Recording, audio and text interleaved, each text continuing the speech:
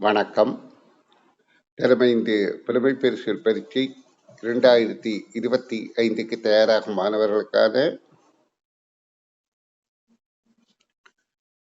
Online zoom வகுப்புகள், இலவச online zoom வகுப்புகளில் இணைந்து கொள்வதற்காக அல்லது வாராந்த வினாக்களுக்கு விடையளிப்பதற்காக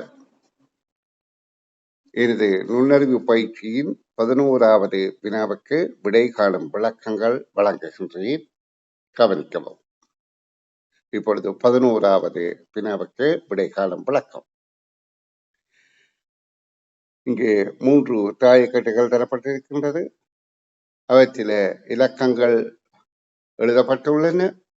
5லிருந்து 10 வரையிலான எண்கள் உள்ள தாயக்கட்டையில் எதிரெதிர் முகங்களின் கூட்டுத்தொகை சமனாக அமையாத தாயக்கட்டை இது என்று கேட்கப்படுகின்றது. 5லிருந்து 10 வரையில் 6 எண்கள் இருக்கின்றன. அப்ப தாயக்கட்டைக்கு 6 முகங்கள் இருக்கின்றது. அப்ப தாயக்கட்டையில் அதிலே எதிரெதிர் முகங்கள் சமனாக பெருமானம் அமையாத விடை யாது என்று கேட்கப்பட்டபடியால் நாங்கள் 5லிருந்து 10 வரையிலான எண்களை எழுதி எதிரெதிர் முகங்களின் எண்கள் கூட்டுத்தொகை சமனாக வரக்கூடிய தகவலை பார்ப்போம். அதாவது 5, 6, 7, 7, 8, 9, 10. இப்ப இந்த 6 இலக்கத்திலே 5ம் 10ம் எதிரெதிராக இருந்தால் 15, 6ம் 9ம் எதிரெதிராக இருந்தால் 15, 7 மட்டும் எதிரெதிராக இருந்தால் 15. அப்ப இதிலே எதிரெதிராக அமையாத முகத்தைத்தான் நாங்கள் தெரிவு செய்யணும். அப்ப இந்த 6க்கு எதிராக எங்களுக்கு தெரியாத பக்கத்திலே 9 இருக்கலாம். இந்த 7க்கு தெரியாத பக்கத்தில் 8 இருக்க வேண்டும்.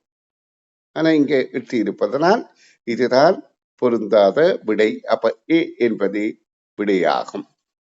இப்ப இது பொருத்தமானு பார்ப்போம். 5க்கு 2வது விடை. 5க்கு எதிராக 10 இருக்கலாம். 6க்கு எதிராக 9 இருக்கலாம். 7க்கு எதிராக 8 இருக்கலாம். அப்ப இது பொருத்தமாக இருக்கலாம்.